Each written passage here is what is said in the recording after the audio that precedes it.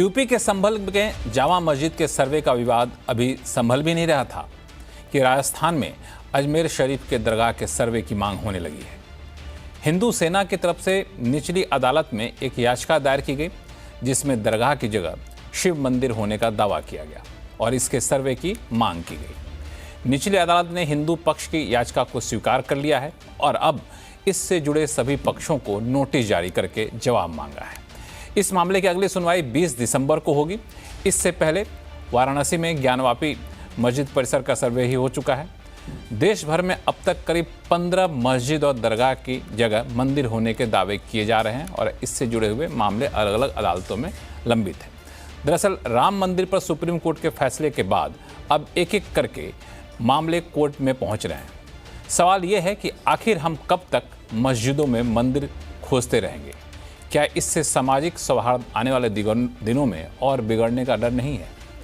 क्या इसका कोई स्थायी कानूनी हल नहीं निकाल लेना चाहिए?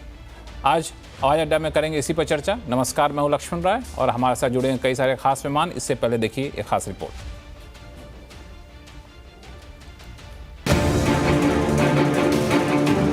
अयोध्या में राम मंदिर पर सुप्रीम कोर्ट के फैसले के बाद यह माना जा रहा था कि मंदिर मस्जिद को लेकर चल रहे विवाद अब यहीं थम जाएंगे, लेकिन ऐसा हुआ नहीं। काशी के ज्ञानवापी मस्जिद परिसर के सर्वे ने ऐसे मामलों को और हवा दे दी। मथुरा में श्री कृष्ण जन्मभूमि का मामला भी खुल गया है और इन सब के बीच संभल एक नया विवाद जुड़ गया है। संभल में कोर्ट के आदेश पर मस्जिद के सर्वे के लिए टीम गई तो हिंसा भड़क गई। अभी ये मामला चल ही रहा था कि सबकी नजरें अजमेर पर टिक गई। हिंदू पक्ष की तरफ से अजमेर शरीफ दरगाह की जगह पर शिव मंदिर होने का दावा किया जा रहा है। इसे लेकर निचली अदालत में एक याचिका दायर हुई थी जिसमें दरगाह का ASI सर्वे कराने की मांग की गई थी। कोर्ट ने इस याचिका को सुनने योग्य मान लिया है। अब इसकी सुनवाई 20 दिसंबर को होगी। याचिकाकर्ता के पास कई आधार हैं जिनके दम पर वो दरगाह की जगह मंदिर होने का दावा कर रहे हैं। साक्ष्य में तो हरवेला शारदा की बुक है, उसमें बहुत कुछ दिया है और जब सर्वे होगा तो सब कुछ सामने आ जाएगा। बुलंद दरवाज़ा है जहाँ में हिंदू नक्काशी और कढ़ाई सब कुछ साफ दिखती है, जो कि इस्लामिक स्ट्रक्चर नहीं है, जो कि वो उसको भी अपना रहे हैं, इस्लामिक स्ट्रक्चर है। तो और दूसरा वहाँ एक झरना है जिसे झारा बोले, जिसमें ऊपर से पहाड़ों के बीच ही, और शिव जी का मंदिर हमेशा शिवलिंग होता है वो नीचे होता है जहाँ पानी आसपास होता ही होता है, तालाब है। कोई भी दरगाह या कोई मस्जिद है तो वहाँ पे झरना और पानी होगा क्या? उसमें नहीं होगा। अजमेर दरगाह में पहले भी मंदिर होने के दावे किए जाते रहे हैं। 2022 में महाराणा प्रताप सेना ने भी वहां मंदिर होने का दावा किया था। इस बारे में उस वक्त राजस्थान के मुख्यमंत्री अशोक गहलोत और केंद्र सरकार को पत्र लिखकर इसकी जांच कराने की मांग की गई थी, लेकिन ऐसे दावों से अजमेर शरीफ दरगाह के लोग इत्तेफाक नहीं रखते। वो ऐसे दावों को सिरे से खारिज कर रहे हैं। ये समाज को बांटने का काम किया गया है, ये देश को तोड़ने का काम किया जा रहा है। ऐसे नींद में सूट के लोग आ जाते हैं और आए दिन नए नए क्लेम करते हैं। मैं भारत सरकार से अपील करता हूं कि इस मामले में इंटरवीन करें और क्या तो नया कानून लाया जाए या कोई गाइडलाइन जारी की जाए। अजमेर शरीफ दरगाह विवाद को लेकर सियासी बयानबाजी भी शुरू हो गई है। असुद्दीन ओवैसी ने ऐसे दावों पर आपत्ति जताई है और मोदी सरकार पर हमला बोल दिया है। प्रधानमंत्री नरेंद्र मोदी खुद चादर भिजाते हैं, अब बताइए उस पर क्या बोलेंगे वो? उन्होंने मिनिस्ट्री ऑफ माइनॉरिटी अफेयर्स को पार्टी बनाया तो नरेंद्र मोदी की सरकार उसको बोलेगी कि वो दरगाह है ही नहीं है। प्लेसेस ऑफ वर्शिप एक्ट तो इस्तेमाल ही नहीं हो रहा। लोअर कोर्ट आखिर प्लेसेस ऑफ वर्शिप एक्ट को क्यों नहीं सुन रही है? बीजेपी ऐसे विवादों के लिए कांग्रेस को दोषी ठहरा रही है। आज तक कांग्रेस की सरकार केवल तुष्टीकरण करते रही। तुष्टीकरण के कारण ही अगर ये 47 में ही आक्रांतों द्वारा मंदिरों पर मस्जिद बनाने का जो उनका एक मुहिम चला था उसको समाप्त कर दिया गया होता नेहरू के द्वारा, तो आज हमें कोर्ट में अर्जी देने की जरूरत नहीं पड़ती। इस बीच समाजवादी पार्टी के सांसद राम गोपाल यादव ने एक विवादित टिप्पणी कर दी। मैंने पहले ही कहा था कि इस तरह के जजेस भी छोटे छोटे जजेस बैठे हुए हैं जो इस देश में आग लगवाना चाहते हैं। कोई मतलब नहीं है। अजमेर शरीफ पर हमारे प्रधानमंत्री स्वयं चद्दर भिजवाते हैं, सारे देश के लोग, दुनिया भर के लोग आते हैं वहाँ। अब उसको विवादों में डालना बहुत ही घृणित और ओछी मानसिकता का प्रतीक है। सूफी संत ख्वाजा मोइनुद्दीन चिश्ती की मृत्यु के बाद मुगल बादशाह हुमायूं ने अजमेर शरीफ दरगाह का निर्माण करवाया था। इस दरगाह में हिंदू भी जाते हैं। प्रधानमंत्री की तरफ से भी हर साल यहाँ चादर चढ़ाई जाती है। सवाल ये है कि अजमेर शरीफ दरगाह की जगह मंदिर के दावे में कितना दम है। क्या मथुरा और काशी के बाद इस तरह के विवाद कोर्ट में और बढ़ेंगे? मामला धार्मिक है और संवेदनशील भी। ऐसे मामलों में कोई भी फैसला मानने के लिए क्या लोग तैयार हैं?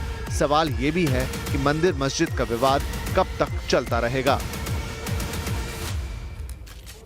संभल के बाद जब यह अजमेर शरीफ का मामला सामने आया तो हर कोई यही सवाल जानना चाहता है और आज उसी सवाल के जवाब तलाशने की कोशिश करेंगे अपने इस खास शो में आवाज़ अड्डा में। और इस कोशिश में हमारे साथ होंगे याचिकाकर्ता और हिंदू सेना के अध्यक्ष विष्णु गुप्ता, अजमेर शरीफ के दरगाह के दीवान सैयद नसरुद्दीन चिश्ती साहब, बीजेपी की प्रवक्ता राखी राठौर, AIMM के प्रवक्ता आदिल हसन साहब होंगे और साथ ही साथ हमारे साथ होंगे मुस्लिम पॉलिटिकल काउंसिल ऑफ इंडिया के प्रेसिडेंट डॉक्टर तस्लीम रहमानी साहब और वरिष्ठ पत्रकार हर्षवर्धन त्रिपाठी। आप सही मेहमानों का बहुत बहुत स्वागत है हमारे शो में आने के लिए। लेकिन विष्णु गुप्ता जी, सबसे पहले आप ही के पास आऊँगा मैं, क्योंकि हर कोई ये पूछ रहा है कि जब सब कुछ ठीक ठाक चल रहा था तो आखिर 1911 की पुस्तक का हवाला देते हुए याचिका क्यों दायर कर दी गई और इसके पीछे मंशा क्या थी?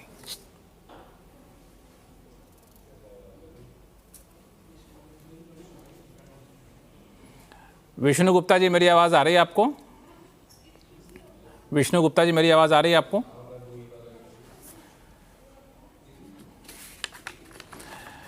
विष्णु गुप्ता जी से संपर्क मेरा नहीं हो पा रहा है। हमारे साथ अजमेर शरीफ के दरगाह के दीवान सैयद नसरुद्दीन चिश्ती साहब हैं। चिश्ती साहब, आपने तो देख लिया होगा जो याचिका दाखिल की गई, उसके बाद कोर्ट की तरफ से जो आदेश आया या फिर कहें कि उन लोगों से जवाब मांगा गया है। इस याचिका में जिस बात को आधार बनाया गया है उससे आप कितने सहमत दिखते हैं? और आप वहाँ पे चूंकि रहते हैं तो इस तरह कोई प्रमाण आसपास दिखता है क्या? देखिए, पहले तो मैं आपको स्पष्ट कर दूं, मैं अजमेर दरगाह के जो दीवान साहब कहा जाता है, अजमेर दरगाह के जो आध्यात्मिक प्रमुख हैं, मैं उनका उत्तराधिकारी हूं, मैं दीवान नहीं हूं। उनका सुपुत्र भी हूं, उनका उत्तराधिकारी भी हूं, सैयद नसरुद्दीन चिश्ती, और ख्वाजा साहब का एक वंशज हूं। देखिए, जो वाद न्यायालय में प्रस्तुत किया गया है, वाद प्रस्तुत करने का सबको अधिकार है। सिविल प्रक्रिया संहिता के तहत सिविल वाद प्रस्तुत किया गया है और उस पर न्यायालय ने उसको उचित समझा सुनवाई के लिए, तो उसको निहित किया गया है। सुनवाई के लिए एक पर्टिकुलर तारीख दी गई है, 20 तारीख, और संबंधित जो पार्टी जिनको बनाया गया है उनको उसमें बुलाया गया है नोटिस दे करके अपना पक्ष रखने के लिए। इसमें अभी हमारे जो यहाँ के सज्जादा नशीं spiritual head of the shrine, उनको सज्जादा पार्टी नहीं बनाया है, ना किसी गरीब नवाज की औलाद में किसी को पार्टी बनाया है। इसमें देखिए, ये जो एक परिपाटी नया एक तरीकेकार चला आ गया ना कि आए दिन नए आदमी खड़े हो रहे हैं, कभी किसी मस्जिद पे उंगली उठा रहे हैं कि यहाँ मंदिर था, कभी किसी दरगाह पे उंगली उठा रहे हैं कि यहाँ मंदिर था। ये हमारे समाज के लिए सही नहीं है, हमारे देश के लिए सही नहीं है। हमारे समाज में इस प्रकार की हरकतों से धार्मिक कटुता बढ़ेगी, एक दूसरे के प्रति अविश्वास की भावना ज्यादा बढ़ेगी। तो जहां तक अजमेर दरगाह का सवाल है, ये किताब को पर बेस होकर के आए हैं। अरविला शारदा जी की 1910-12 में किताब लिखी हुई है और मैं उसके बदले में, क्योंकि मैं अपनी बात पूरी कर दूं, मुझे मौका दीजिएगा, मुझे दरगाह भी जाना है, मुझे ज्यादा टाइम नहीं रहेगा मेरे पास। तो ये 1910 का किताब कोट कर रहे हैं, जो इतिहासकार नहीं थे उन्होंने अपनी बात कही है। उसमें अपने इतिहासकार हमेशा अपनी बात कहता है तो उस बात के अंदर रेफरेंसेस देता है कि मैं फला जगह से किताब इस वर्ड को उठा के लाया हूं, इस वाक्य को उठा के लाया हूं। ये गरीब नवाज की जो तारीख है वो 850 साल की है। 1236 में आपका विशाल हुआ। 1236 में जब आपके विशाल के बाद में इन 800 सालों के अंदर कई प्रकार के राजा, हिंदू राजा, राजपूत राजा, मराठा, मुगल, तमाम अंग्रेजी हुकूमत के रॉयल फैमिली के लोग, ये सब ने अपने अपने प्रकार से इस बारगाह में अपनी अपनी आस्था का नजराना पेश किया है, हाजिरी दी है और इस दरबार से जुड़े रहे हैं। हमारे अजमेर में जो गरीब नवाज का मज़ार है, चारों तरफ जो चांदी का कटहरा बना हुआ है, वो जयपुर महाराज का चढ़ाया हुआ है। 42,961 तोला चांदी है। तो उन लोगों ने आज तक कभी ऐसा ऐतराज नहीं किया। अब ये बात करते हैं तारीखी इतिहास की किताबों की, तो किताबों में सबसे पहले इंसाइक्लोपीडिया ऑफ ब्रिटानिका 1716 की किताब है, उसमें अजमेर दरगाह का जिक्र है, कहीं इसका हवाला नहीं है। 1829 के अंदर मिस्टर कमेंडस थे, मेरे चीफ कमिश्नर अजमेर मेरवाड़ा था, उन्होंने पूरी थोरल हिस्ट्री लिखी है अजमेर दरगाह की, कहीं जिक्र नहीं है इस प्रकार का।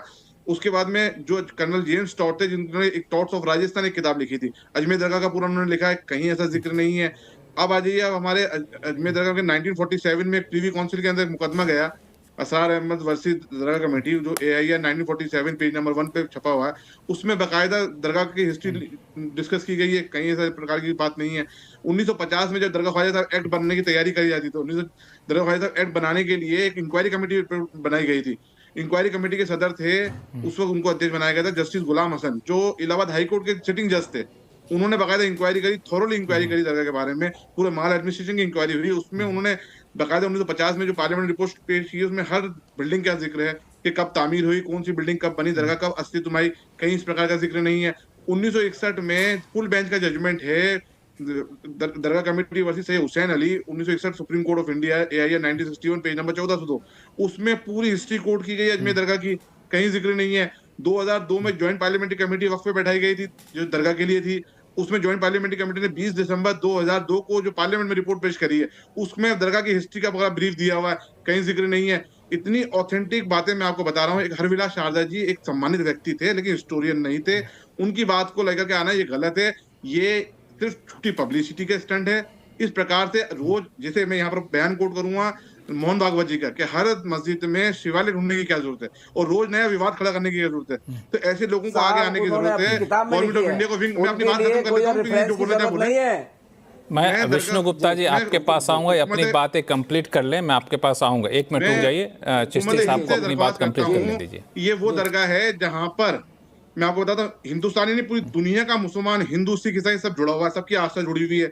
ये वो दरगाह है जहां पर चिश्ती साहब, मुझे आपने कहा कि आपको दरगाह जाना है, तो मैं आपको बीच में रोकता हूं। मुझे एक बार विष्णु गुप्ता जी से कमेंट लेता हूं, फिर आपसे पास आऊंगा, फिर आपको मैं फ्री कर दूंगा कि आप समय पर दरगाह पहुंच सके वहां पे। विष्णु गुप्ता जी, जैसा कि आपने देखा, चिश्ती साहब ने कई सारे किताबों का हवाला दिया, कई सारे डॉक्यूमेंट का हवाला दिया, वहाँ पे कहीं इस तरह की बातों का जिक्र नहीं किया गया है। सिर्फ आप 1911 की किताब का हवाला दे करके याचिका दाखिल कर लेते हैं, तो इतने साल बाद 1911 की किताब, वो भी सिर्फ एक किताब, वो भी परंपरा का हवाला दे किताब में ये बातें लिखी गई हैं, कहीं भी तथ्य नहीं बताया गया।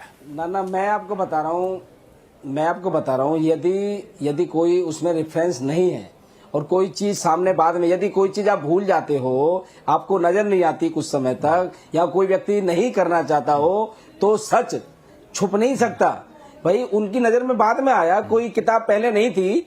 उसके बाद जब वो म्युनिसिपैलिटी के चीफ कमिश्नर, सम्मानित व्यक्ति हैं, ये साहब बैठे हुए, ये भी कह रहे हैं कि सम्मानित व्यक्ति थे वहां के, कोई ऐसी बात नहीं है, कोई रोड साहब आदमी नहीं थे, उनके नाम से सड़कों के नाम है वहां।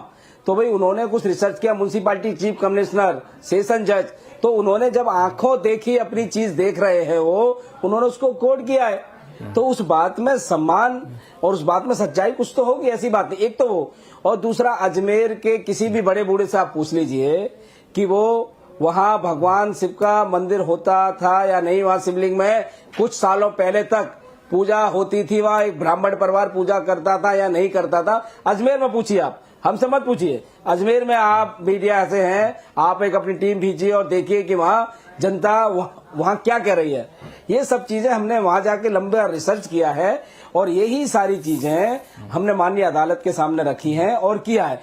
और दूसरा, यहाँ मैं एक चीज और कहना चाहता हूँ, इन्होंने कहा कि उसमें अकबर ने काम कराया, फिर और एक राजा आया उसने काम कराया, और एक राजा आया उसने काम कराया। मुझे ये तो बता दो कि ये दरगाह का फाउंडर कौन है, ये दरगाह बनाई किसने थी, सबसे पहले दरगाह का निर्माण किसने कराया। अकबर बाद में आए, ठीक है, और भी लोगों ने कराए। मैं सिर्फ यही जानना चाहता हूँ, उस व्यक्ति का नाम बताओ जिसने दरगाह को बनाया है।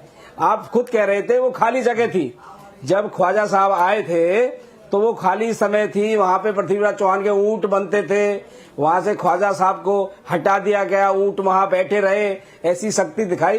ये ठीक है, कहानी अच्छी है, लेकिन आप मुझे ये तो बता दो कि सबसे पहले दरगाह का निर्माण कराने वाला वो व्यक्ति कौन है।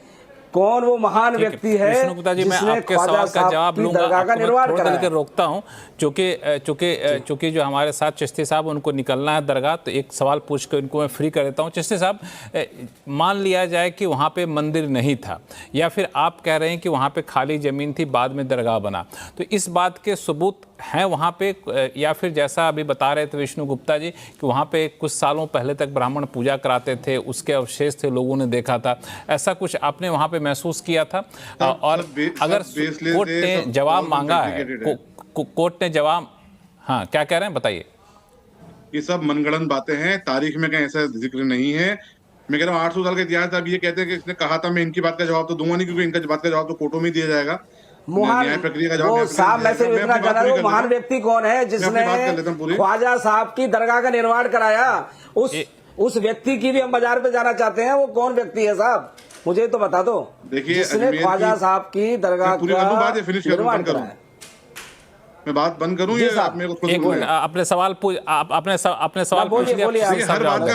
हर बात का प्रूफ है किसने कब निर्माण कराया, कौन सी बिल्डिंग कब बनी, सबकी हर चीज का जिक्र है। तो नाम बता दीजिए ना मुझे उसका। में देंगे जवाब। आप तो सारी हिस्ट्री बता रहे हो, कोर्ट की हिस्ट्री बता रहे हो, उस महान व्यक्ति का नाम तो बता दो मुझे।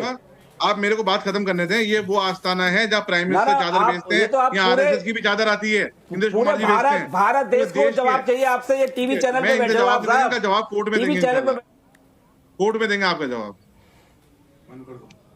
चलिए, कोर्ट में इसका जवाब मिलेगा। हमारे साथ बीजेपी की प्रवक्ता राखी राठौर साहब भी हैं यहाँ पे। साहिबा साहब, ये बताइए राखी राठौर कि ये जो पूरा मामला उठता है, इस पे एक सवाल बार बार लोग कहते हैं कि ठीक है, बाबरी मस्जिद को देखा, राम मंदिर आया, फिर हम लोग आगे बढ़े, अब संभल से मामला यहाँ तक पहुँच चुका, तो सबको यही जानना चाहता है कि ये अचानक से सारे मामले इतनी तेज़ी से क्यों उठ रहे हैं। और इसके लिए बता दूं आपको राखी जी कि अगर आप देखें, जो राजस्थान सरकार के टूरिज़्म की वेबसाइट बताती है, वो खुद लिखती है कि अजमेर शरीफ दरगाह भारत के सबसे अधिक पवित्र धार्मिक स्थलों में से एक मानी जाती है। इसके अलावा अगर आप देखें, अल्पसंख्यक कार्य मंत्रालय, जो माइनॉरिटी अफेयर मिनिस्ट्री होती है केंद्र सरकार की, वो खुद लिखती है इंट्रो में दरगाह के बारे में कि हिंदू और मुस्लिम समान रूप से पूजनीय है, ये ऐसी जगह है।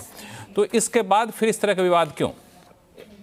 देखिए, भारतीय जनता पार्टी का इस पूरे विवाद से कोई लेना देना नहीं है। जैसा कि अभी चिश्ती जी भी कह रहे थे कि प्रधानमंत्री जी खुद आकर के, और कई बार उन्होंने चादर जो है यहाँ पे भिजवाई, और किसी भी पार्टी के रहे हो, ना बीजेपी के ना कांग्रेस के भी जो प्रधानमंत्री रहे हैं, उन्होंने अजमेर दरगाह शरीफ पर अपनी चादर जो है वो पहुंचवाई है।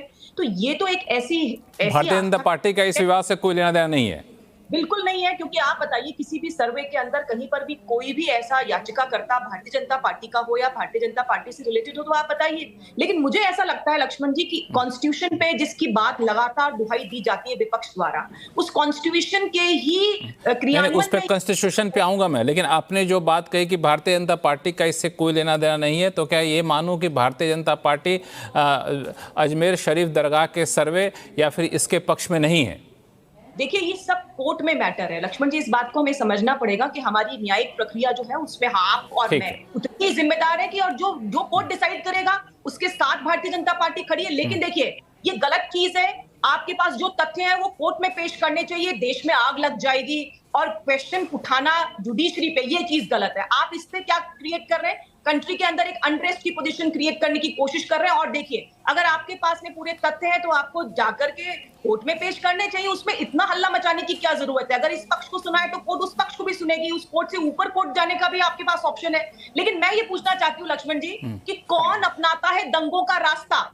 ये चीज आपको देखने की जरूरत है। अगर तथ्य है आपके पास में तो आप जाकर कोर्ट में पेश कीजिए। कोर्ट में दोनों याचिकाकर्ताओं की बात सुनी जाती है। जो कंसर्न डिपार्टमेंट है उनको नोटिस दिए गए हैं। तो आप क्यों नहीं जाकर के एक रूल ऑफ लॉ जो हमारे देश के अंदर प्रिवेल होता है उसको फॉलो कर रहे हैं? आप दंगा कर रहे हैं, आप देश में आग लगाने की बात करें। मुझे लगता है कि मेरा हाथ जोड़कर ये विनम्र निवेदन है सभी नेताओं से कि आप रूल ऑफ लॉ से जाइए। इस तरह से कोई सांप्रदायिक दंगों के लिए या लोगों को भड़काने के लिए काम करना मुझे लगता है ठीक नहीं है। जुडिशरी अपना काम कर रही है। आपके पास जो तथ्य हैं, चिश्ती जी के पास जो तथ्य हैं, वो पेश कीजिए। और लोगों को ये कहना चाहिए कि आप रुकिए, 20 तारीख को हियरिंग है, हम भी अपने पॉइंट्स को वहां प्रेजेंट करेंगे और देखिएगा कि जज जो है वो हमारे फेवर में डिसीजन देंगे। इस तरह से तो लोगों को समझाना हुआ और देश में आग लगा देंगे, ये सिर्फ और सिर्फ भड़काने की बात है। इन्होंने हमेशा ऐसा ही काम किया है कि बस लगातार इस तरह की कंट्रोवर्शियल स्टेटमेंट दे दे, लेकिन जिस कॉन्स्टिट्यूशन की बात करते हैं उस कॉन्स्टिट्यूशन को नहीं मानना चाहते। जो अधिकार है किसी भी व्यक्ति का कोर्ट में जाने का, अगर वो किसी भी बात से डिससैटिस्फाइड है तो।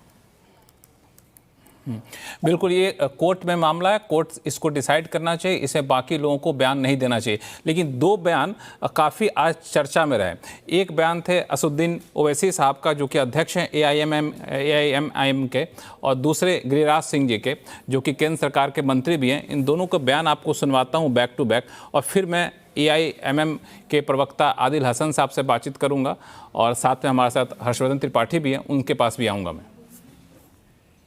नेहरू से लेकर जितने प्रधानमंत्री बने वो वहां पर चादर भिजाते हैं। आप बताइए क्या करना चाह रहे हैं लोग? आखिर क्यों इतनी नफरत पैदा कर दिए बीजेपी RSS वाले मस्जिद दरगाहों के ताल्लुक से? प्रधानमंत्री नरेंद्र मोदी खुद चादर भिजाते हैं। आप बताइए उस पर क्या बोलेंगे वो? उन्होंने मिनिस्ट्री ऑफ माइनॉरिटी अफेयर्स को पार्टी बनाया, तो नरेंद्र मोदी की सरकार उसको बोलेगी कि वो दरगाह है ही नहीं है। प्लेसेस ऑफ वर्शिप एक्ट तो इस्तेमाल ही नहीं हो रहा। लोअर कोर्ट आखिर प्लेसेस ऑफ वर्शिप एक्ट को क्यों नहीं सुन रही है? जब आक्रांता आए थे मुगल तो हमारे मंदिरों को तोड़ा था। अब आप कहेंगे कि कितने मस्जिदों पर आप ये बोलेंगे, तो मैं कहूंगा कि अब आज तक कांग्रेस की सरकार केवल तुष्टीकरण करते रही। तुष्टीकरण के कारण ही अगर ये 47 में ही आक्रांतों द्वारा मंदिरों पर मस्जिद बनाने का जो उनका एक मुहिम चला था उसको समाप्त कर दिया गया होता नेहरू के द्वारा, तो आज हमें कोर्ट में अर्जी देने की जरूरत नहीं पड़ती। तो हमारे साथ इस मुद्दे पर प्रतिक्रिया लूंगा आदिल हसन साहब से और साथ ही साथ तस्लीम रहमानी से, लेकिन उससे पहले मैं हर्षवर्धन त्रिपाठी के पास जाऊंगा। हर्ष, आपने देखा दो लोगों के बयान हमने सुनवाए, उससे पहले दोनों पक्षकार वहां पे अपनी बात रख रहे थे। इसको महज एक अदालती मामला मान करके छोड़ देना चाहिए, या फिर जिस तरीके के बयान आ रहे थे कि इस पर अब राजनीति होगी, स्थायी समाधान शायद ढूंढने की कोशिश, ईमानदार कोशिश नहीं होगी? देखिए लक्ष्मण जी, मुझे लगता है कि इस पूरे मामले में जिस तरह से चर्चा हो रही है वो चर्चा ही ठीक नहीं है। एक तो ये कि क्या लोकतंत्र में किसी को अधिकार नहीं है कि कोई कहीं अदालत के सामने जाए? पहला मूल तो यही सवाल खड़ा करें। और दूसरा मूल सवाल है कि क्या इस देश में हर तरह के सौहार्द और सद्भाव का जिम्मा सिर्फ और सिर्फ हिंदुओं पर है? ये दो सवाल मैं इसलिए कर रहा हूं कि अभी आप लगातार इस पर बयान सुने। अभी जो चिश्ती साहब थे उन्होंने तो बहुत अच्छी बातें की, और मैं तो कहता हूं उसकी प्रशंसा की जानी चाहिए। उन्होंने कहा कि सबको अधिकार है, हमारा पक्ष है, हम रखेंगे। लेकिन मुझे ढेर सारे बयान ऐसे दिखे जिसमें उन्होंने कहा कि हमने बाबरी के समय खून का घूंट पी लिया, हम ज्ञानवापी और काशी में बर्दाश्त कर ले रहे हैं, लेकिन ये अब बर्दाश्त नहीं करेंगे। बाकायदा बड़े बड़े जलसे में ऐसी तकरीरें की जा रही हैं, कहा जा रहा है कि हम अगर सड़कों पर उतर जाएं तो क्या होगा। अब जब यहां पर आते हैं तो फिर वो सवाल खड़ा होता है कि ये जो कहा गया, जो राष्ट्रीय स्वयंसेवक संघ के सरसंघ चालक मोहन राव भागवत जी ने कहा, उन्होंने बहुत ठीक बात की, और मैं भी इसका पक्षधर हूं कि हर मस्जिद के नीचे शिवलिंग या मंदिर नहीं खोजा जा सकता है। लेकिन क्या इस देश के लोगों को, जो we the people of India, हिंदू मुसलमान छोड़िए, आप we the people of India की बात कीजिए, तो वी द पीपल जो हैं, हम भारत के लोग, क्या उनको इस देश का इतिहास, इस देश का सच जानने का अधिकार नहीं है? कुतुब मीनार, वहां पर ASI द्वारा लिखा गया है ना कितने मंदिर थे, कौन से मंदिर थे। क्या वहां जाकर हिंदू कुतुब मीनार को गिरा दे रहे हैं? उसको भी उसी तरह से देख रहे हैं। ASI प्रोटेक्टेड मॉन्यूमेंट है ताज, ताजमहल में नमाज होती है तो ASI की इजाजत से होती। तो संभल की मस्जिद जो ASI प्रोटेक्टेड मॉन्यूमेंट थी, वो कैसे ASI से हटकर मस्जिद कमेटी के पास चली गई? ये सवाल क्या किसी ने पूछा? और जब हम कह रहे हैं अजमेर दरगाह की, निश्चित तौर पर अजमेर दरगाह पे हर प्रधानमंत्री चादर भेजता है, हर कोई जाता है, और सच बात तो यह है कि अगर वो हिंदू वहां न जाएं, मैं इसको दोहरा रहा हूं, हिंदू वहां जाना बंद कर दें तो दरगाह के आसपास की जो पूरी रौनक है, वहां की जो पूरी, जिसको कहेंगे जो आर्थिक व्यवस्था है, वो शायद 10वां हिस्सा रह जाएगा। लेकिन सवाल यही है कि कौन लोग हैं जो आज भी बाबर से एसोसिएट करते हैं। अगर इस देश का बहुसंख्यक हिंदू वो पीड़ित होता है, और मैं नहीं जानता हूं ये जो याचिका करता है हमारे मित्र, उन्होंने कहां से क्या लाया है, और एक जज की लिखी किताब या एक लिखी किताब पर तो कुछ होता नहीं। हमने राम मंदिर के मामले में देखा कि बरसों बरस चला, कितना लंबा मामला चला, सेशन कोर्ट से लेकर सुप्रीम कोर्ट तक हम गए, और ठीक है वो अदालत में निर्णय होगा। लेकिन मैं बस एक ही बात कह रहा हूं कि ये जिम्मा सिर्फ हिंदुओं का क्यों होना चाहिए? क्या मुसलमानों की तरफ से आज भी कहा जा रहा है ये जिम्मा सिर्फ हिंदुओं का क्यों होना चाहिए? बहुत ही महत्वपूर्ण मुद्दा आपने उठाया, इस पे मैं रिएक्शन लूंगा, लेकिन मैं 1 मिनट के लिए जाऊंगा AIMIM के प्रवक्ता आदिल हसन साहब के पास। आदिल साहब, जैसा कि आपने देखा, हर्ष ने कहा भी आपको, 2 बातें इन्होंने काफ़ी महत्वपूर्ण कही कि क्या किसी को अदालत में जाने का हक भी नहीं है? क्या ये किसी को जानने का हक नहीं है कि वहाँ पर क्या था? बाकी बाद में क्या होगा अगली बात है। और दूसरा कि ये सौहार्द बनाने की जिम्मेदारी सिर्फ हिंदुओं की क्यों होगी? जब 115 साल पुराने कॉलेज पर दावा किया जाता है कि वक्फ बोर्ड की संपत्ति है, जब एक परिवार वक्फ बोर्ड के बगल में घर बना रहा होता तो वहाँ पहुँच जाते हो कि नहीं हमारी संपत्ति है। तो दोनों तरफ से तो चल रहा है, एक तरफा मामला क्यों? सर, आपसे ये बोलना चाहते हैं, हर्षवर्धन त्रिपाठी और जितने भी बीजेपी राइट विंग के ग्रुप हैं, स्वामी विवेकानंद को बहुत मानते हैं। स्वामी विवेकानंद ने कहा है जगन्नाथ मंदिर एक पुराना बौद्ध मंदिर है, कोई मुसलमान जा रहा है कि उसका खुदाई कीजिए, खोजिए। आपको बता, गुजरात में जूनागढ़ है जिसमें गिरिहर पर्वत है, उसमें बौद्ध का पद चिन्ह है, कोई जा रहा है मुसलमान की उसका खुदाई कीजिए उसका। कि जब हमने वर्शिप एक्ट को मान लिया, हमने संविधान को मान लिया, हम मान रहे हैं। और गिरिराज सिंह के बारे में उन्होंने आक्रांता और मोगल, क्या मोगल, ख्वाजा मोइनुद्दीन चिश्ती रहमतुल्लाह अलैह मोगल से भी पहले आए थे इनको। और जब चिश्ती साहब ने, जो वहां के हैं खादिम, उन्होंने कैटेगरिकली बतला दिया कि हिंदू राजा, राजपूत राजा, ब्रिटिश और भारत का पार्लियामेंट, जेपीसी, कोर्ट, सबने उसको दिया कि वो अजमेर का ख्वाजा का दरगाह है। तो ये बात समझना चाहिए। और गिरिराज सिंह आक्रांता बोल रहे हैं, गिरिराज सिंह को ये नहीं दिख रहा है, ये इस पर नहीं बोलेंगे कि मोदी सरकार 36 लाख करोड़ रुपया टैक्स में पेट्रोल के नाम पर, डीजल के नाम पे ले ली।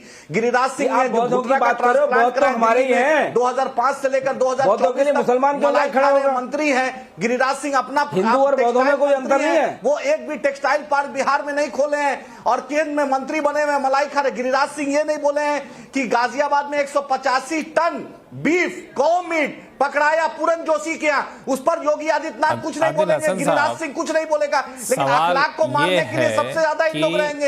ये जो नामर्दगिरी है ना, सवाल ये नहीं है, पॉलिसी, यही भाजपा को सवाल गिरिराज सिंह और उनका काम नहीं है। सवाल आपसे पूछा गया कि क्या ऐसे मामलों पे किसी को कोर्ट जाने का हक नहीं है? और जहां तक कि आपने वर्शिप एक्ट का हवाला दिया, तो उस वर्शिप एक्ट को आपने ये भी पढ़ा भी हो तो वहां भी आप देखेंगे कि सेक्शन 4 के सब सेक्शन 3(1) में ये साफ तौर से लिखा है कि कोई भी प्रॉपर्टी अगर आर्कियोलॉजिकल सर्वे ऑफ इंडिया के तहत रजिस्टर्ड है तो उसका सर्वे कराया जा सकता है। तो ये जो वर्शिप एक्ट का हवाला दे करके बार बार गुमराह करने की कोशिश की गई है, तो उनको जानना चाहिए कि 6 अपवाद है। सुनिए ठीक है सर, हाँ सुनाइए सर। और ख्वाजा गरीब नवाज की दरगाह आर्कियोलॉजिकल सर्वे में नहीं आती है, ये पता कर लीजिए आप।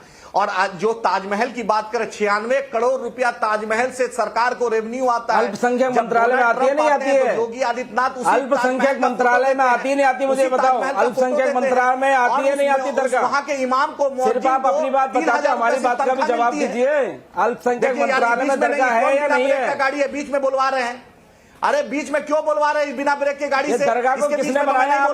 आप बातें तो बता रहे हो, दरगाह का फाउंडर कौन है, किसने बनाई है दरगाह? मैं एंकर से बात कर रहा हूं, नाम बता दो महान व्यक्ति का। आदिल हसन साहब, इसको थोड़ा सा सही पर्सपेक्टिव में काम कराया है दरगाह पर लोगों ने, तो दरगाह का फाउंडर कौन है? कौन महान व्यक्ति है? एक कमेंट छोटा सा ले लेता हूं जो हमारे साथ हैं। शर्म लगती है आपको उसका नाम बताने में? सर एक मिनट आदिल हसन साहब, आपके सवालों का आपने जो मुद्दा उठाया इसका जवाब लूंगा। मैं एक सेकंड में चलता हूं। मुस्लिम पॉलिटिकल काउंसिल ऑफ इंडिया के प्रेसिडेंट हैं डॉक्टर तस्लीम रहमानी साहब। रहमानी साहब एक से नहीं, मैं आपके पास आऊंगा। पूरा शो आपके भरोसे नहीं चल सकता ना, हमारे पास 5 गेस्ट है, सबसे बात करनी होगी। एक मिनट में आता हूं, फिर आपके पास आऊंगा। डॉक्टर तस्लीम रहमानी साहब, मैं आपसे पास आऊंगा कि ये जो पूरा मामला है और अलग अलग हवाला दिया जाता है, कभी किताबों का, कभी किसी डॉक्यूमेंट का, कभी किसी इतिहासकार का, आपका क्या मानना है कि इसका स्थायी समाधान क्या कर सकते हैं हम लोग, या फिर ये हवाला दे करके पुराने चीज़ों को कुरेदना कितना सही है?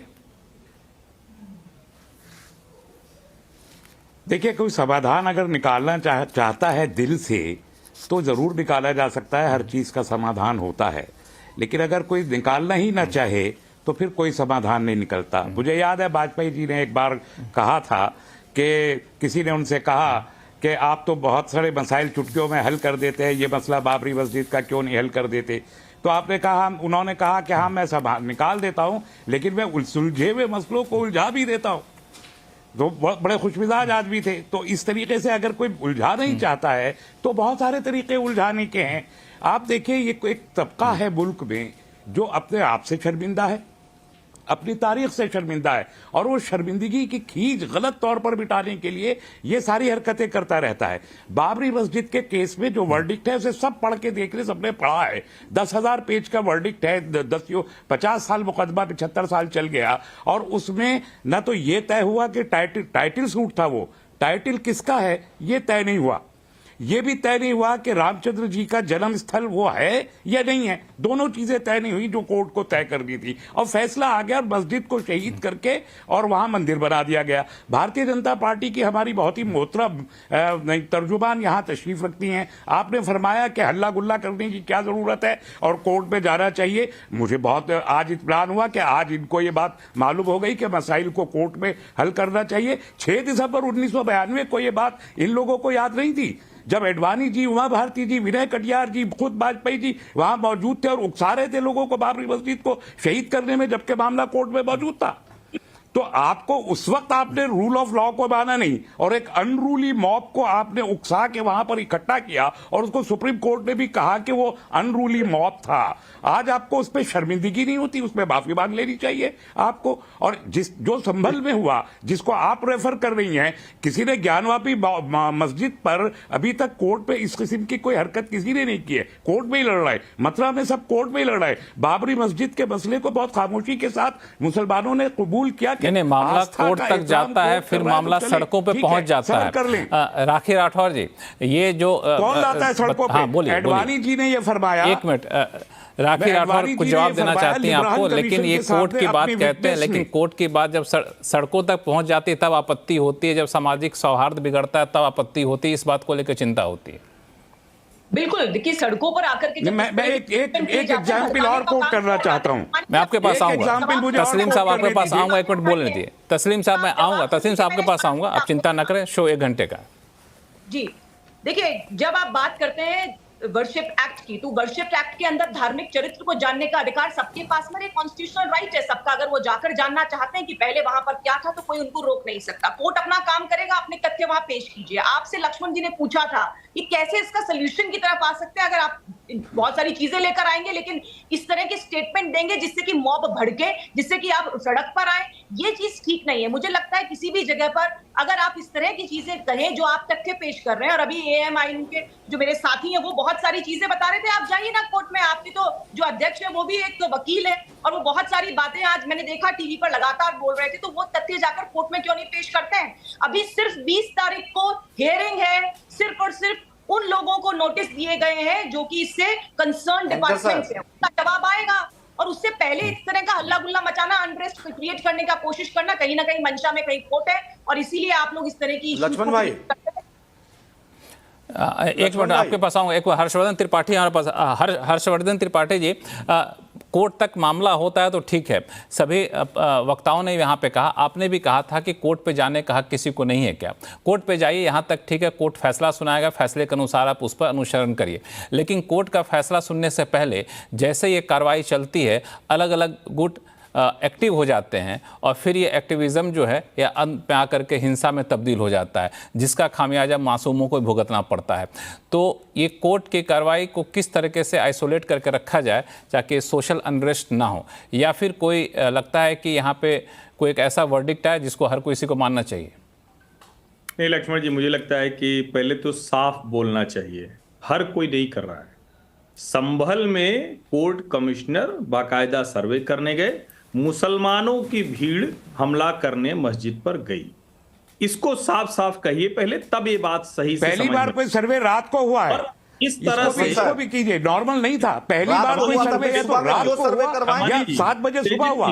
ये सर्वे के कौन से टाइमिंग है? 3 घंटे में एक केस मुझे बताइए। लेकिन हमला सुबह हुआ। 75 साल की जुडिशियल हिस्ट्री में एक केस बताइए कि 3 घंटे के अंदर अंदर पिटीशन गई। तस्लीम साहब एक बार बोलने दीजिए हर्ष जी को, फिर आपके पास आऊंगा। उसके बाद 3 घंटे में सर्वे भी हो गया। एक केस बताइए 75 साल में। आप कोर्ट का फैसला लोगों को आप भ्रमित नहीं कर सकते। शुरू में कहा तस्लीम साहब एक मिनट रुक जाइए, तस्लीम साहब एक मिनट रुक जाइए। आपकी बात जैसे सुनी गई, मैंने किसी वक्ताओं को बोलने के नहीं बोला। तस्लीम साहब एक मिनट, आप बोलते रहेंगे तस्लीम साहब, तो ऐसे काम चलेगा नहीं। तस्लीम साहब एक मिनट रुक जाइए, हर्ष जी को अपनी बात कहने दीजिए। हर्ष जी आप अपनी बात कहिए। देखिए, मैं वही कह रहा हूं और मैंने ये इतने में ही जो प्रमाण है वो सामने आपके रख दिया। जो दोनों सवाल मैंने पूछे उसका जवाब न तो AIMIM के प्रवक्ता ने दिया, न तो मुस्लिम पॉलिटिकल काउंसिल की तरफ से। आज रहमानी साहब बैठे हैं, हालांकि ये तो कई अलग अलग मंचों से बैठते रहे हैं, बड़ा इनकी वजह से बहुत विवाद वगैरह भी होता रहा है, तो आज ये इस मंच पे बैठे हुए हैं। लेकिन सवाल वजह से कोई विवाद नहीं हुआ है। विवाद उन्हीं की वजह से हुआ जिनको आप कह रहे हैं कि क्या एक ही तरफ से होगा। मेरी वजह से नहीं हुआ विवाद, आप जैसे लोग विवाद पैदा करते हैं। कोर्ट के फैसले के सामने पत्थर लेकर कौन खड़ा था? हम नहीं खड़े थे। कोई हिंदू पक्ष पत्थर लेकर थे। हम खड़े होते तो बाबरी मस्जिद के वक्त में खड़े होते। वहां पर सर्वे सुबह हुआ, इनको सामान्य जानकारी नहीं, शाम हो गई थी, इसीलिए पहली बार का सर्वे रुका। दूसरी बार सर्वे सुबह हुआ जिसमें जो जफर अली मस्जिद, दोनों जानकारियां मेरी सही है। एक शाम को 7 बजे के बाद, एक सुबह को 7 बजे के बाद। जब आप झूठ ही बोल रहे हैं तो फिर आप कैसे किसी मामले में न्याय की तरफ पहुंच सकते हैं? अरे हर्षवर्धन जी, आपसे तो क्या झूठ बोलते हैं, आप तो ट्विटर पे भी फेक करते हैं। आप क्या ये झूठ है कि 3 घंटे के अंदर अंदर तारीख में पहली बार एक सर्वे हो गया? क्या ये झूठ है कि 3 घंटे के अंदर अंदर सारी प्रक्रिया हो गई, एक्स पार्टी हो गई? क्या ये झूठ है? साबित कीजिए। आप तो जर्नलिस्ट है, नहीं आपको कोई जानकारी नहीं है। आप झूठ फैला रहे और RSS और बीजेपी के लोगों की आदत है झूठ बोलने की। आप बताइए, पहले 3 घंटे में दिया है, आफ्टरनून में एक एक करके बोलेंगे तभी तो आप लोग एक दूसरे की बात सुन पाएंगे और फिर उनके सवालों, उनकी बातों का जवाब दे पाएंगे। सभी लोग एक साथ बोलेंगे तो आप या तो जानबूझ के सामने वाले को बोलने नहीं देना चाहते हैं।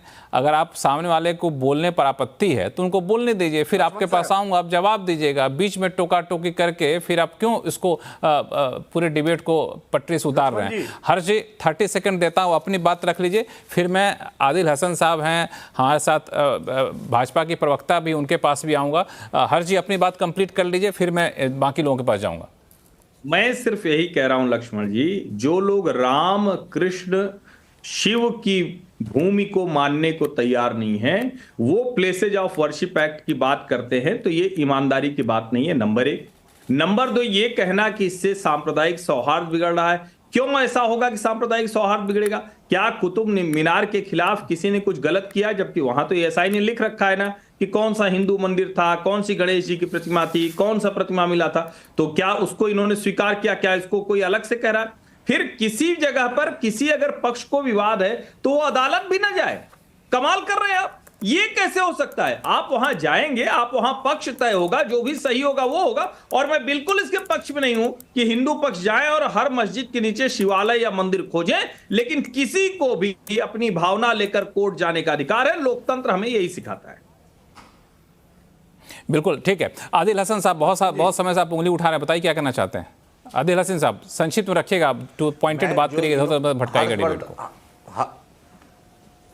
हर्षवर्धन साहब जो कह रहे हैं, मैं तो बोल रहा हूं कि क्या कहते हैं, जो स्वामी विवेकानंद को मानते हैं कि नहीं, ये जगन्नाथ मंदिर के बारे में स्वामी विवेकानंद जी ने क्या कहा, हम लोग जा रहे हैं, बोल रहे हैं कि उसका कुछ कीजिए। जाके गुजरात में जो हुआ है गिरिहर पर्वत के बारे में क्या कहा गया है, खुद विष्णु शंकर जैन जो पिटिशनर उसने कहा। और अब बताइए कौन ओथ कमिश्नर भारत के संविधान में, देखिए भारत के संविधान में कौन एक नारा लगा के जाता है, कौन नारा लगा के जाता है। और एसपीडीएम का क्या काम है, एसपीडीएम का दोनों समुदाय को कॉन्फिडेंस में लेके काम करना है। और आज सुप्रीम कोर्ट में ऑनरेबल जस्टिस सूर्यकांत ने क्या कहा कि यूपी पुलिस सत्ता का आनंद ले रही है, किसने कहा। और इतना बीफ पर बोलते हैं, 185 टन बीफ पकड़ाया, यही गाजियाबाद उत्तर प्रदेश में हर्षवर्धन जी के मुंह में दही जमा हुआ है, भाजपा कुछ बोलेगी नहीं। पूरन जोशी पकड़ाए हैं, अखलाक पकड़ाए तो जान से मार दिया, पूरन जोशी को कुछ नहीं कहिएगा। सबसे बड़ा बीफ एक्सपोर्टर जैन समुदाय से, ब्राह्मण समुदाय से, हर्षवर्धन कुछ नहीं बोलेंगे क्योंकि 20,000 करोड़ का टैक्स आता है इनके पास। हर जगह मुसलमानी को दबाइएगा, मुसलमान संविधान को मानता, आरएसएस पे बैन किया था संविधान को नहीं मानने के लिए, तिरंगा को नहीं मानने के लिए, मुसलमान को बैन नहीं किया था। मुसलमानों को पूछिए स्वामी विवेकानंद की बात पर मानेंगे कि नहीं हर्षवर्धन जी। आप लक्ष्मण जी आप फिर देखिए, बिल्कुल आपके सवालों का जवाब दे रहे हैं हर्ष। और सुनिए और एक चीज बस लक्ष्मण जी 5 सेकंड, लक्ष्मण जी अब जवाब देने दीजिए, अब जवाब देने दीजिए, अब लक्ष्मण जी जवाब बस एक चीज लक्ष्मण जी 10 सेकंड, एक मिनट शांत रहिए, हर्ष की बात को ऑनर ले जाइए। 10 सेकंड लक्ष्मण जी का जवाब इनके पास नहीं, तर्क नहीं दे सकते, ये कुतर्क के पहाड़ पर बैठे हुए हैं। ये कहां से क्या क्या लेकर आए। अरे भाई जो भी पकड़ा गया उसको जेल में डालेगी सरकार, जो भी गलत कर रहा है चाहे वो जिस जाति धर्म का हो, इसमें हमें कहां एतराज है। लेकिन इनको वही बात करनी है। और अगर वहां बौद्ध जैन जो भी हैं उनका कहना होगा तो बौद्ध जैन हिंदू धर्म के ही हैं, वो जाके अपना करेंगे, उसमें कोई मुसलमान जाके क्यों करेगा। भाई ये कह रहे हैं कि हम वहां नहीं जा रहे हैं, आप कौन है उसमें जाने वाले। यही मुश्किल है, जो मूल बात है उसको छोड़ के हिंदू समाज में विभाजन की कोशिश ये करते हैं। असली संकट यही है। बिल्कुल, यहाँ पे हमारे साथ विष्णु गुप्ता जी भी हैं और भाजपा के प्रवक्ता भी हैं, आप दोनों के पास आऊँगा, लेकिन वक्त है छोटे से ब्रेक का। ब्रेक के बाद इस पर चर्चा जारी रहेगी, कहीं जाइएगा नहीं।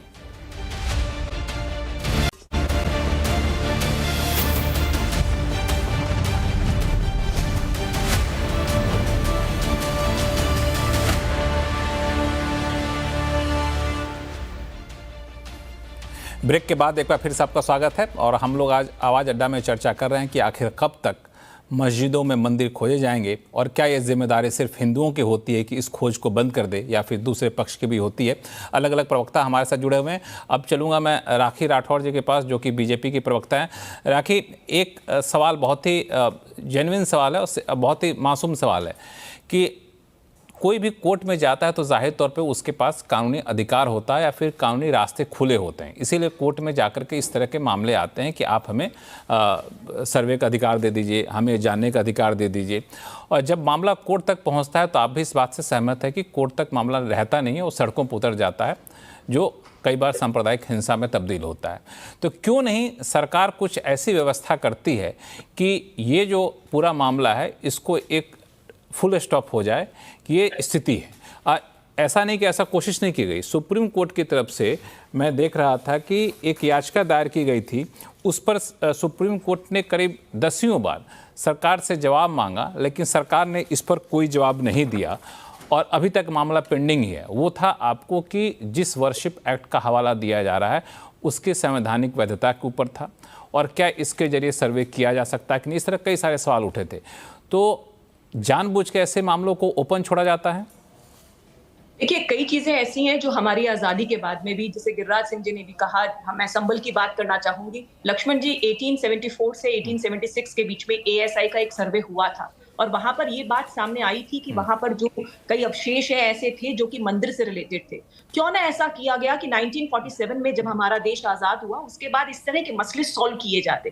कांग्रेस की सरकार रही, उन्होंने तुष्टीकरण, एक समुदाय को खुश करने के लिए लगातार इन चीजों को आगे लिंगर ऑन किया और उस समय उसका सोल्यूशन नहीं किया। मैं ये कहना चाहता हूँ कि जो चीज तथ्य पे आ चुकी थी वो 47 में आकर के, और संबल जैसी जगह जो धार्मिक आस्था के रूप में एक विशेष पहचान बनाती है, वहां पर जब इस तरह के डिसीजंस नहीं हुए तो समस्याएं आई। मैं खुद इस बात को मानते हैं, इस बात को कि कहीं पर भी जब कोर्ट में केसेस चल रहे हैं तो सड़क पर ये इश्यूज नहीं होने चाहिए। लेकिन मैं फिर वही कहूंगी कि सड़क के ऊपर वही आता है जिसके पास में वाजिब तथ्य नहीं होते, वाजिब एविडेंसेस नहीं होते जो कोर्ट में पेश कर सके, और इसीलिए लगातार जो है वो प्रॉब्लम आ रही है। अभी मेरे जो साथी, आपने पूरी डिबेट में देखा कैसे इन्होंने लगातार बीच में बोलने का प्रयास किया। जब आपके पास कोई तथ्य नहीं होते, उसी चीज को बार बार आप रिपीट करते हैं तो साफ ना बोलना चाहते हैं ना किसी और को बोलना देना चाहते हैं। जो तथ्य अभी मेरे ये आदिल हसन जी बोल रहे थे, आदिल हसन जी आपको किसने रोका है? अगर आपको लगता है कि कहीं पर कुछ ऐसी चीज है जो आपको जानने की जरूरत है, जहां पे जो ठीक नहीं हुई है, तो स्वामी विवेकानंद बोले हैं। लेकिन हाँ, जो भी किया है आप जाके हम फसाद नहीं चाहते हैं मैडम, मौका नहीं है आपको किसी से, लेकिन आप हम फसाद नहीं चाहते हैं, हम आपकी तरह नहीं है नफरती चिंटू। बीच में इंटरप्ट करेंगे, हम देश में लड़ाई नहीं चाहते हैं, आपकी तरह नफरत का बाजार नहीं गर्म करते हैं। चाहते हैं कि इंटरप्शन हो, हम नफरत नहीं कराते हैं, हम देश में मोहब्बत का पैगाम देते हैं। आप लोग करते हैं, अगर ये नहीं करेंगे तो कौन पूछेगा आपको? इसीलिए हम नफरत नहीं चाहते हैं, नरेंद्र मोदी और अमित शाह की तरह नफरत का बाजार सौदागर नहीं है। हर एक जने को इंटरप्ट करना, लक्ष्मण जी, हम नफरत के सौदागर नहीं है, हम इंसानियत का, प्यार का पैगाम देने आए हैं। एक मिनट आदिल साहब, आपके पास आऊंगा, अपनी बात कंप्लीट करने दीजिए। राठौड़ नहीं है बीजेपी की तरह। आप इनको अपनी राखी राठौड़ को अपनी आवाज, अपनी बात कहने दीजिए। आपके पास आऊंगा आदिल साहब, एक मिनट शांत रहिए, राखी राठौड़ की बात कंप्लीट करने दीजिए। आपके पास तथ्य ना यहाँ पर है ना कोर्ट में, इसीलिए बार बार आप इंटरप्ट करते हैं। जिसके पास तथ्य होगा वो अपनी बाजी में बोलेगा, और सीएनबीसी आवाज तो पहचान। ठीक है राखी राठौड़, अब मैं आदिल हसन का जवाब लेता हूं। आदिल हसन साहब, राखी राठौड़ एक मिनट आप शांत हो जाइए, एक मिनट में आदिल हसन साहब आप छोड़ दीजिए, इधर की बातें नहीं करिए। आप हो गया, आपने बहुत अलग अलग लोगों का हवाला दिया। मेरा सवाल बहुत सिंपल सा है, अगर आप इस तरह के सर्वे से या फिर निचली अदालत के इस तरह के फैसलों से सहमत नहीं होते हैं तो अदालत का दरवाज़ा खटखटाइए। ख़ास तौर से आपकी पार्टी के मुखिया, वो खुद बड़े बैरिस्टर हैं, वो भी इस तरह पहल कर सकते हैं, जो अलग अलग बयान देते हैं घूम करके, वो बयानबाजी से बचे। और ऐसे बयान क्यों दिया जाए जिससे सामाजिक सौहार्द बिगड़ता हो? हमारे पास कानूनी रास्ता, हम उसके तहत जाएंगे। आज जब उनसे पूछा गया तो उनको बोलना चाहिए ये कोर्ट में मसला, हम इस पर कोई टिप्पणी नहीं करेंगे, इसमें क्या जाता है? आप अभी भाजपा की प्रवक्ता ने कहा कि जो भीड़ लेके जाते हैं, जो जीत के बाद तत् नहीं होता, यानी 1992 6 दिसंबर को भीड़ लेके भाजपा आरएसएस गई थी। मैंने जो पूछा आप तो बोल नहीं रहे, मैं जो पूछ रहा हूँ उसका जवाब दे नहीं रहे हैं। अब देखिए आदिल भाई, यही दिक्कत है, जो सवाल पूछ रहा हूँ उसका जवाब दे नहीं रहे हैं। आप तो सुनना ही नहीं चाहते, जो सवाल पूछा मैं उसका जवाब नहीं। बीजेपी का प्रवक्ता बन गए, आप तो सुनना नहीं, आप जवाब देने दीजिए। आप बीजेपी का प्रवक्ता बन के बेतुकी बातें करेंगे तो नहीं काम चलेगा। नहीं, आप तो बीजेपी का अब उनका जवाब मत दीजिए, मेरा जवाब दीजिए। अब मेरा जवाब, उन्होंने क्या कहा, मैं उसी का जवाब दे रहा हूं। जो आपकी बात ना सुने वो बीजेपी के प्रवक्ता हो गए, यही सब दिक्कत है आपकी। नहीं आप उनका जवाब ही नहीं दे रहे ना, आप तो बस मेरे में इतना इंटरप्ट कर रहे हैं। भाई आप तो इंटरप्ट करें, मत बुलाइए, तब मत बुलाइए, नहीं आएंगे। नहीं आपको नहीं, आप जो बोलेंगे, आप जो बोलेंगे, हर शो का एक दायरा होता है, उससे दायरे में आपका सवाल पूछा मैंने, आप बोलिए। लक्ष्मण जी बोलिए, मैंने किसी को गाली दिया? बोलिए, मैंने किसी को गाली दिया? बोलिए, सुनिए, आप ही बतलाइए। नरेंद्र मोदी की सरकार 10 साल से है, 11वां साल नरेंद्र मोदी की सरकार है। सुप्रीम कोर्ट 2 साल से मान रहा है। प्लेसेस ऑफ वर्शिप एक्ट पे आपका एफिडेविट क्या है? बतलाएं नरेंद्र मोदी की सरकार की प्लेसेस ऑफ वर्शिप एक्ट में नरेंद्र मोदी का क्या स्टैंड है? मोदी सरकार का स्टैंड क्यों? 2 साल से ये फसड़ा क्यों फंसाए हुआ है मोदी सरकार?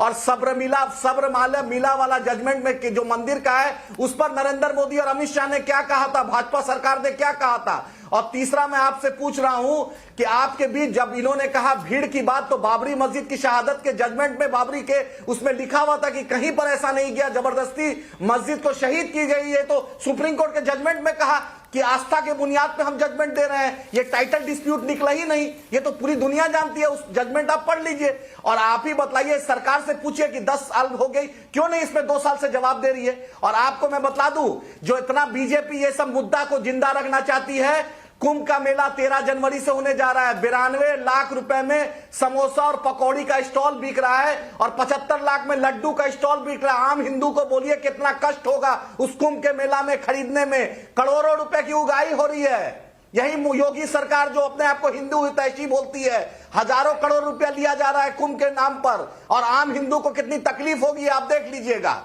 92 लाख रुपए में पहली बार कचौड़ी और समोसा स्टॉल बिक रहा है, 75 लाख में लड्डू का स्टॉल बिक रहा है। सच बोलेंगे तो हर्षवर्धन पार्टी और भाजपा भी हमसे जवाब नहीं ले पाएगी। 185 टन बीफ पकड़ाता है, पूरन जोशी उस पर कुछ नहीं बोलती है बीजेपी। अपने आप तय हो जाता है वोटों हो गया, अपनी बात कह ली आप, जनता जानती है अपनी बात कह ली, अभी हारी है। आपकी बात पूरी हो गई हो तो अब मैं दूसरे इसलिए आदिल भाई आपने जवाब रख दिया, ठीक है। जैसे आपने भाजपा को जवाब दिया, भाजपा भी जवाब देना चाहती है, उनको भी सुन लीजिए, तभी तो बैलेंस रहेगा।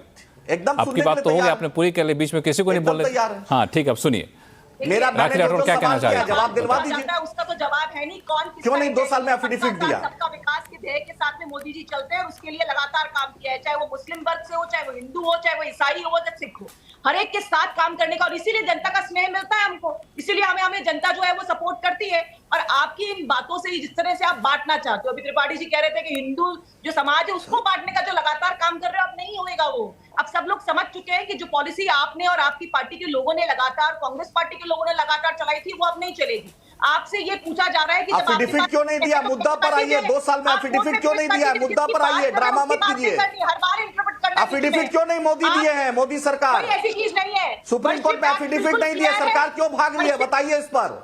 ये टीवी पर ड्रामा नहीं चलेगा मैडम। जानने का अधिकार सबके पास, सुप्रीम कोर्ट का जवाब बताइए, 2 साल से एफिडेविट क्यों नहीं दी है, ये बताइए। पीछे क्या, अरे ड्रामा नहीं चलेगा ये, सुप्रीम कोर्ट का बताइए, जजमेंट क्यों नहीं एफिडेविट दिया है मोदी ने? सब कुछ काम जो हो रहा है वो जुडिशरी के अकॉर्डिंग। अरे मोदी को बोलिए कि एफिडेविट सुप्रीम कोर्ट में क्यों नहीं दिया है, पूछिए मोदी अमित शाह से। आपको न्यायिक व्यवस्था से प्रॉब्लम है, आपको हर चीज से प्रॉब्लम है। अरे कमीशन तो नरेंद्र मोदी से प्रॉब्लम है, क्योंकि इसने देश का बेड़ा गर्क कर दिया है। इसका सोल्यूशन होगा ही नहीं, क्योंकि आपको पूछिए ना, 2 साल से एफिडेविट क्यों नहीं दिया है?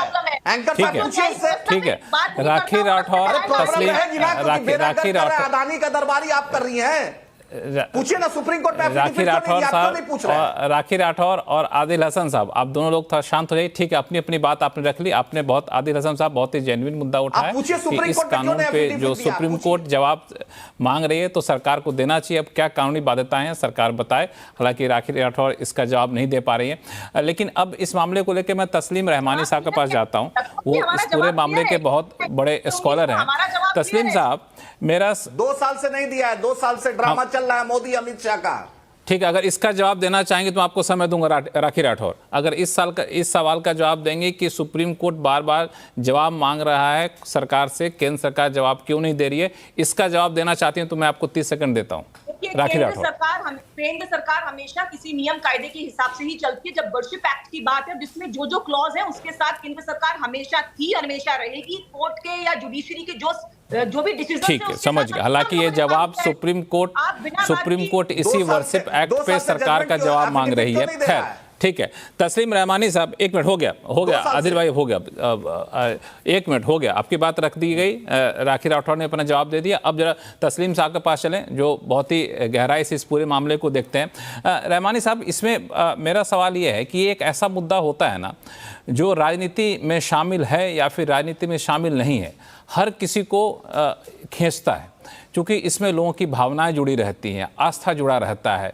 अब जैसे दरगाह की बात हुई तो मुस्लिम लोगों के भी आस्थे जुड़े हैं। जब लोग कहा कि वहाँ पे मंदिर था पहले, तो कई हिंदुओं के भी आस्था वहाँ से जुड़ जाता है, उठ खड़ा होता है। तो इस तरह के विवादों को क्या किताबों के जरिए, इतिहासकारों के जरिए कोई एक तरीका है कि संतुलित किया जा सके?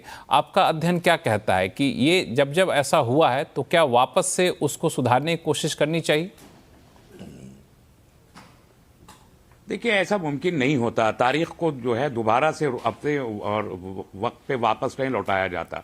इसराइल में 4000 साल की तारीख को दोहराने की कोशिश की जा रही है, तो जो अंजाम है सारी दुनिया देख रही है। यही तर्क है इसराइल में कि ये ज्यूज स्टेट था, 2000 साल पहले ज्यूज को निकाला गया, वो क्या गया। दूसरी बात, यहाँ हमारे देश में ये सारा वो जो आरएसएस की आइडियोलॉजी है, कल्चरल हिस्ट्री, ये बाबरी मस्जिद का डेमोलिशन या ये जो नीचे जाके सर्वे करके खुदाई करना, ये सब, ये मस्जिदों की खुदाई नहीं हो रही है, ये देश की कल्चरल हिस्ट्री को खुरच के फेंक देने की एक साजिश हो रही है। और उसका रीजन ये है कि आपको मैं याद दिलाना चाहता हूं, 1989 में पालनपुर अधिवेशन में भारतीय जनता पार्टी का रेजोल्यूशन आया 6 पेज का रिजोल्यूशन, एक ही रिजोल्यूशन 6 पेज का, एडवाणी जी का वेल ड्राफ्टेड वो है, उसमें पूरा का पूरा रेफरेंस कल्चरल हिस्ट्री का है। उसके बाद लिब्राहन कमीशन के सामने अपनी विटनेस देते हुए, जब लिब्राहन कमीशन बाबरी मस्जिद में कॉन्स्पिरेसी के को रिपोर्ट कर रहा था, तो एडवाणी जी ने साफ कहा, मीडिया में रिपोर्ट हुआ कि हमारे पास कोई वोट कॉन्स्टिट्यूंसी है ही नहीं,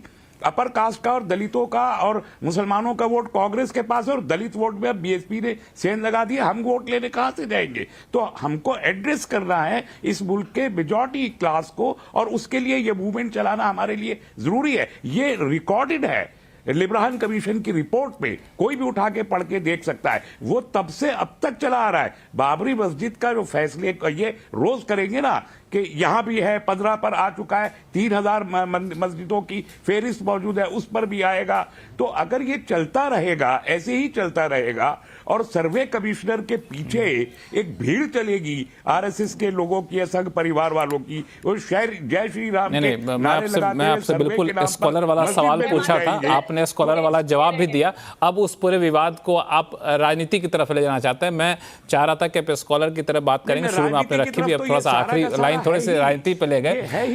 हाँ, नहीं, मैं इसको उसके दूसरे पहलू को देखना चाहता। राखी राठौर, राखी राठौर, मैं आपसे बहुत ही जेन्युइन सवाल पूछता हूं, जो बिल्कुल हर कोई जानना चाहता है कि हो सकता है कि कभी मंदिर रहा हो, किसी उसको तोड़कर कोई मस्जिद बना दिया गया हो, चाहे मैं सिर्फ अजमेर की बात नहीं, कई सारे एग्जाम्पल हो सकते हैं। बाबरी मस्जिद इसी आधार पे वहाँ पे मंदिर भी बना, लेकिन सवाल ये उठता है कि आखिर कब तक हम लोग ऐसा करेंगे? क्या सारे मस्जिदों को खोद कर देखेंगे कि वहाँ पे मंदिर था कि नहीं देखा? या फिर भारत जैसा देश जो विकासशील देश है, तीसरी सबसे बड़ी अर्थव्यवस्था बनना चाहता है, बेरोजगारी का मुद्दा है, महंगाई का मुद्दा, उसकी तरफ हम लोग क्यों नहीं जाएं? क्यों ऐसा लगता है कई बार कि ध्यान भटकाने के लिए इस तरह की चीज़ें की जाती हैं? देखिए, निश्चित तौर पे जो हमारे करंट अफेयर्स है उसी पे बात होनी चाहिए, हमारा देश कैसे आगे बढ़ सकता है उसी की बात होनी चाहिए। लेकिन लगातार देखिए, आपने अभी देखा रहमानी जी ने आरएसएस की बात की, मैं उनको बताना चाहूंगी कि जून 22 में मोहन भागवत जी ने ये कहा कि हर मस्जिद के नीचे मंदिर तलाशने की जरूरत नहीं है। यानी स्टैंड बिल्कुल क्लियर था कि हम लोग इस डिस्प्यूट में नहीं जाना चाहते हैं, सबका सम्मान, सबकी आस्था का केंद्र है, और अजमेर शरीफ तो अपने आप में एक स्पेशल जगह है जहां इसके बावजूद वो सब हो रहा है। लेकिन फिर भी देखिए, अगर कोई जानना चाहता है उसको आप बीजेपी से और आरएसएस से रिलेट करके सर आप सिर्फ और सिर्फ अपनी तसल्ली के लिए कर लीजिए, लेकिन आम जनता की अगर कोई क्वेरी है तो उनको कोई रोक नहीं सकता कि वो जाकर के कोर्ट में कोई अपील दायर करे। आप अपने तथ्य वहां पेश कर दीजिए, जिन बेसिस पर, जो साहित्यिक तथ्य उनके पास थे, ऐतिहासिक तथ्य थे उनके पास में, उस बेसिस पर 20 दिसंबर की कोर्ट की तारीख है, आप भी अपने तथ्य पेश कीजिए कि 800 साल पुराना दरगाह है ये, उसके लिए किसी ने कोई मना नहीं किया। लेकिन देखिए, जिस तरह की स्टेटमेंट हम खून का घूंट बाबरी मस्जिद केस में भी पेश किए थे, ये इस तरह की चीजें बाबरी मस्जिद केस में भी सब पेश किया था। देखिए, अगर आपको लगता है कि कानून व्यवस्था पे और हमारी जो सिस्टम है उस पर विश्वास ही नहीं है रहमानी जी, तो आपकी इच्छा है, जो आप करना चाहे करें, कानून प्रशासन अपना काम करेगा, और उस समय विक्टिम का विश्वास न होता तो हम क्यों कोर्ट में जाते? अभी भी कोर्ट में गए हैं। ठीक है, हालांकि ठीक है, यहाँ पे बिल्कुल रहमानी साहब, बिल्कुल आप चूंकि समय समाप्त हो गया, लेकिन अच्छी बात आप सभी लोगों ने की, काफ़ी तार्किक बात यहाँ पे रखी, चूंकि समय नहीं, वरना इस डिबेट को और आगे हम बढ़ाते। आप सही मेहमानों का बहुत बहुत शुक्रिया हमारे शो में जुड़ने के लिए। लेकिन सवाल यही उठेगा, और लोगों के मन में अभी बना ही हुआ है, कि इस तरह के जब मामले आते हैं, हर मस्जिद के नीचे जब शिवलिंग खोजने की कोशिश होती है, तो लोग पूछते हैं कि आखिर कब तक? जब ज़मीनों को कहा जाता है कि वक्फ बोर्ड की संपत्ति है, ये हमारे कब्जे में होना चाहिए, 100 साल 150 साल पुराने इतिहास को कुरेदा जाता है, तो लोग पूछते हैं कि आखिर हम पे क्यों है जुल्म, और फिर ये सामाजिक सौहार्द बनाने की जिम्मेदारी सिर्फ एक समुदाय पे क्यों होनी चाहिए? तो इसका कोई, मुझे लगता है कि कानूनी हल से ज़्यादा राजनीतिक हल निकाला जाए तो ज़्यादा बेहतर होगा, लेकिन ये संभव है नहीं, क्योंकि राजनीति करने का ये बहुत ही सस्ता और आसान जरिया होता है। लेकिन इस पर सबको गंभीरता से विचार ज़रूर करना होगा। आवाज़ अड्डा में फिलहाल इतना ही। देखते रहिए सिंध से आवाज़। नमस्कार।